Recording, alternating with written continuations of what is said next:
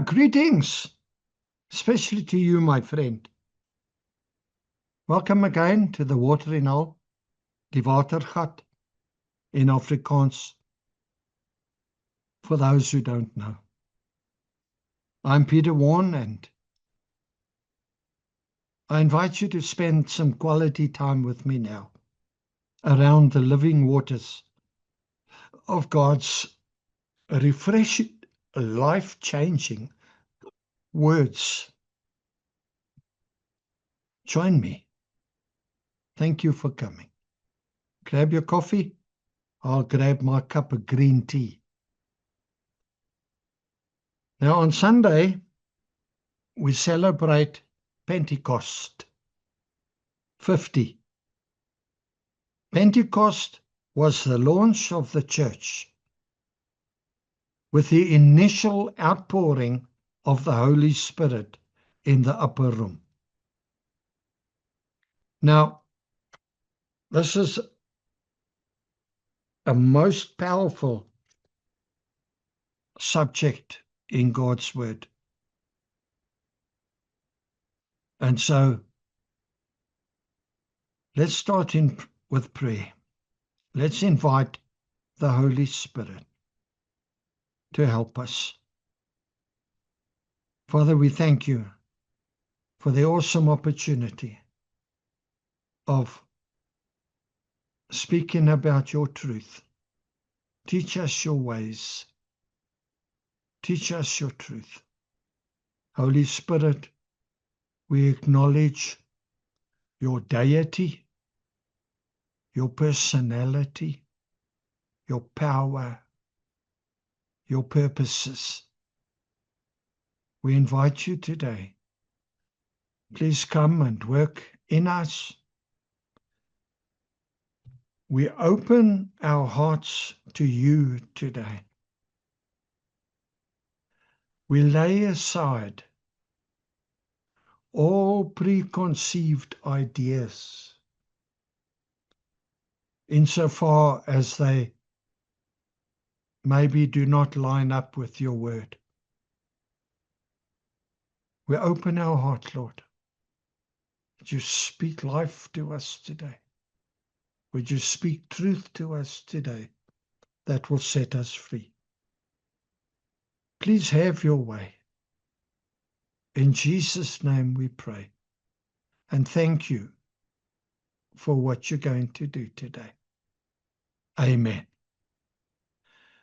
So, by way of title, the key to living strong. The Holy Spirit is the key to living strong for Jesus. Let's pick it up in Acts chapter 2 from verse 1 in the CEV. On the day of Pentecost, all the Lord's followers were together in one place. Suddenly, there was a noise from heaven, like the sound of a mighty wind. It filled the house where they were meeting. Then they saw what looked like fiery tongues moving in all directions. And a tongue came and settled on each person there. The Holy Spirit took control of everyone, and they began speaking whatever languages the Spirit let them speak. Now that's the CEV. I suggest you read that in other translations as well. There's a lot more detail there. Now, the Holy Spirit, as I said, is the key that unlocks for you and for me strong living for Jesus. Do you want to live strong for Jesus? Do you want to run your race? Do you want to win your race? Not the race. You run yours, I run mine. You win yours, I win mine. Because the truth is that Jesus came to destroy the works of the devil. In you, in me, around us, through us, all Jesus. 1 John 3, verse 8, the second part of the verse. And I read from the Passion Translation. The reason the Son of God was revealed was to undo and destroy the works of the devil. Now, in life, we know that many storms are unexpected, like the Sea of Galilee. 1 minute it's clear and calm and blue, and the next minute it's in a storm.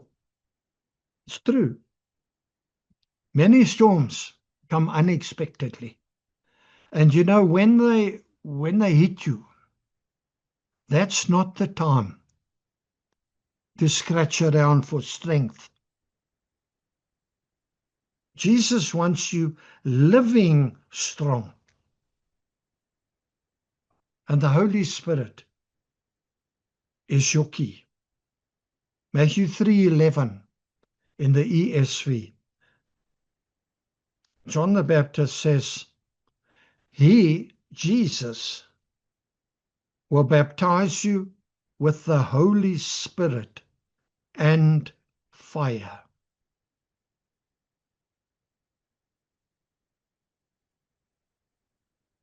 Other scriptures, other translations say He will baptize you in the Holy Spirit and in the fire, like a river. It's a baptism. Matthew 3:11 in the Passion Translation. He will submerge you into union with the Spirit of holiness and with a raging fire. Heavy words, eh? Luke 24:49 in the NET. Clothed with power from on high. Clothed with power. Covered. Jesus wants you to live strong. Strong in your speaking. Strong in your loving. In your forgiving. In your strong to change. Strong to influence. Strong to be used by God. Strong to persevere and succeed for the kingdom.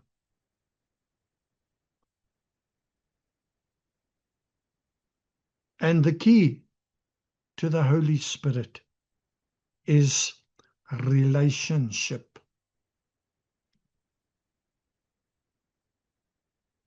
You see, our anointing can leak out, can run out. Ephesians 5, verse 18, tells us to be being filled with the Holy Spirit. It speaks of an ongoing infilling, being poured out, being infilled, being poured out, being infilled, being poured out. My question to you, my friend, when last were you filled? Are you running on an empty tank? Are you running on mercy droplets? This Holy Spirit that I'm talking about is the same Holy Spirit that raised Christ from the dead, living in every believer. Not only a part payment or a down payment of the Holy Spirit, no, the fullness of the Godhead, Father, Son, and Holy Spirit. The full power of Almighty God. And through Christ, delegated authority to use that power. Come on, man. We're talking about God here, now. We're talking about you and I, with God in his fullness, here, now. All his plans, all his purposes, all his power, available to you and to me as a believer. The power of God, for whom nothing is impossible.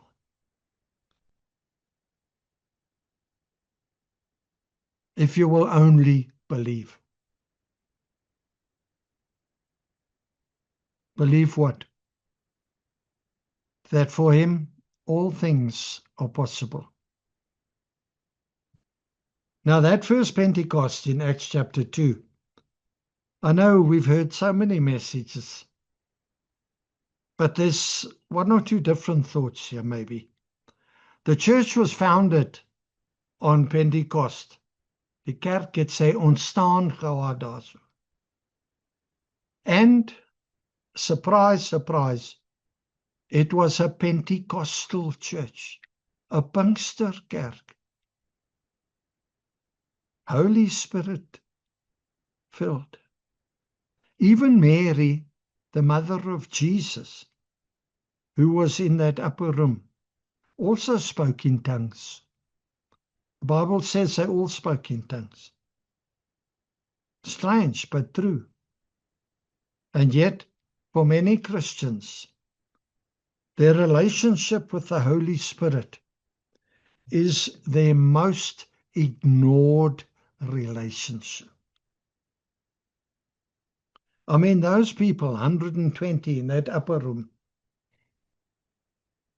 the Bible says so, were of one mind.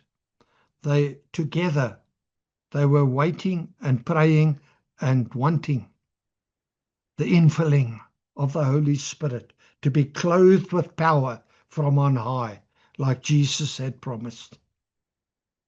Now they were locked in fear in that room. But suddenly, a mighty rushing wind and fire and power filled them. The Bible tells us that after that day, the church, there was a tremendous increase in the influence of the church. Verse 41 of Acts 2 tells us that about 3,000 got saved. I mean, from 120 to 3,120 in one day, one sermon. All those baptisms, all that discipling, all those babes in Christ. Wow! And verse 42 tells us that those babes in Christ were changed from the inside out. The process started.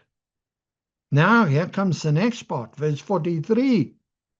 Signs and wonders followed them all over the ship.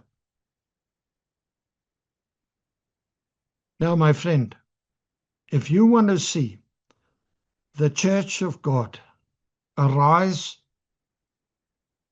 in South Africa in the favor of all the people of South Africa, be Holy Spirit filled. Be Holy Spirit led. Here's a question. How sensitive are you to the sensitivity of the Holy Spirit? Now, a story is told of a young missionary couple who moved to a new house in a brand new country. They moved in and they inherited a dove that lived on their front veranda, on the front porch. when things were peaceful and happy and quiet amongst them in their marriage, the dove stayed. But the minute they fought or raised their voices, the dove flew away. And he would take a long time to return. Now they agreed with one another. They want the dove to stay. And so they said, either we adapt to the dove, or the dove adapts to us. Now, he doesn't adapt to us. He is Almighty God. How he works. There are 4 points I want to give you. Number 1, the sovereignty of the Holy Spirit. He does only what the Father wants, when the Father wants. He determines how he will manifest. Will he manifest, we see in Scripture, like fire, like oil, like a rushing wind? Will he manifest in the gifts of the Holy Spirit? Will he manifest in dreams, in visions, open visions, closed visions? Will he manifest in pictures, mental pictures, inner leading? Will he manifest in the suddenlies of God? He's sovereign. He does that. Do not interfere with that. Number 2, the sensitivity of the Holy Spirit. Think of that dove. The Bible says he's a person with personality. He can be grieved. He can be quenched. And you know, he just flies away. He just lifts off. As a pastor of 40 years, many is the time that I have just been like a bull and steamrolled over the Holy Spirit when he begins to move. And I've wept bitterly when he just lifts off the service. And you may as well go home. And you wait a long time for him to come back into that service. Number 3, the sensitivity to the Holy Spirit. He is sensitive. We need to be sensitive to him. In Acts chapter 3, Peter and John, Acts 3, this is just after Acts chapter 2. Peter and John are walking up to the prayer meeting, and they pass a leper. They pass a beggar there. Jesus walked past that beggar. 3 times a day they go to the prayer meeting. Peter and John, 3 times a day they go to the prayer meeting. Every day that boy's sitting there, and they walked past him. Why on this particular day did Peter turn and say, look at me. Silver and gold I don't have, but what I do have I give you. In the name of Jesus Christ, be healed. You see, after the baptism of the Holy Spirit, Peter began to hear the Holy Spirit, began to be sensitive to the nudging, the leadership of the Holy Spirit. He began to receive from him, not bulldoze him, not quench him, not ignore him. Don't grieve him.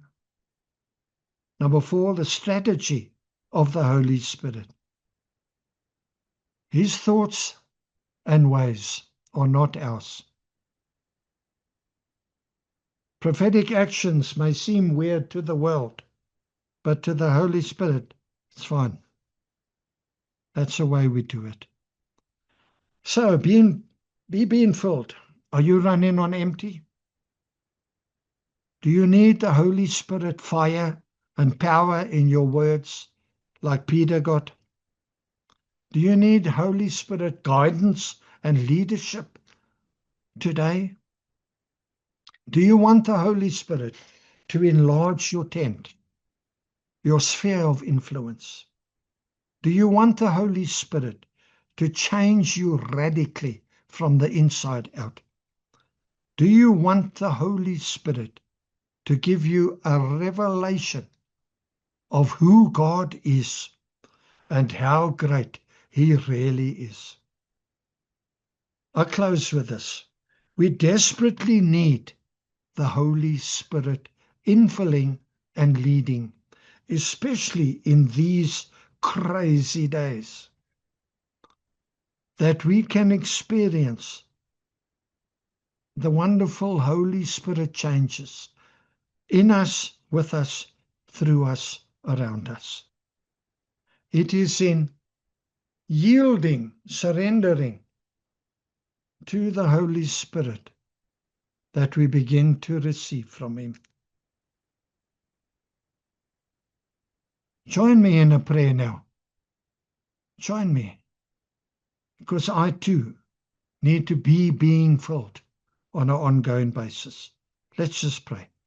Father, I realize how much I need an intimate relationship with the Holy Spirit. I come to you in the precious name of your Son, Jesus.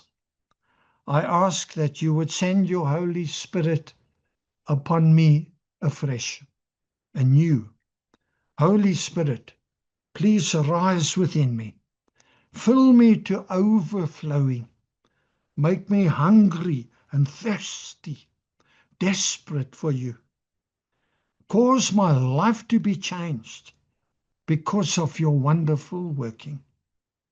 I surrender willingly to your leadership, and I open myself up to you. Father, would you please baptize me with the baptism of the Holy Spirit, with fire and power. In Jesus' name, thank you, Lord, for what you are doing and what you're going to do. Amen. Well, that's it. Went on a little bit over time. But thank you for spending the time with me. Such a powerful key to strong living. Until we meet again at the Watering Hole, may you experience the closeness of the Holy Spirit. May your relationship with Him grow, your sensitivity to Him, to His sensitivity. Shalom, shalom. I love you, my friend, with the love of the Lord.